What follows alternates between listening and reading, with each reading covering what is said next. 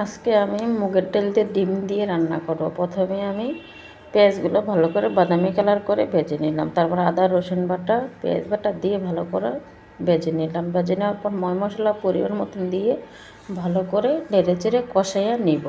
আসসালামু আলাইকুম, hello everyone, আপনারা সবাই কেমন আছেন?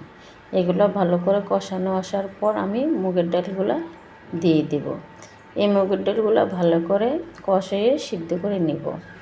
এই যে ভালো করে ভেজে নিয়ে কষে নিচ্ছে, এগুলো ভালো কষানোর পর আমি গরম পানি দিয়ে দেবো। আসলে এই ডালটা অনেক মজা, ভাতের সাথে এমনকি পরোটা রুটির সাথেও খেতে অনেক মজা।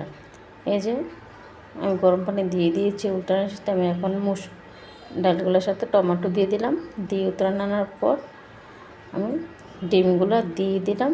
দিয়ে উতরানোর পর আমি দিয়ে দিলাম ধনিয়া পাতা। কেমন হলো রান্নাটা সময় জানাবেন কমেন্টের মাধ্যমে। আল্লাহ হাফেজ।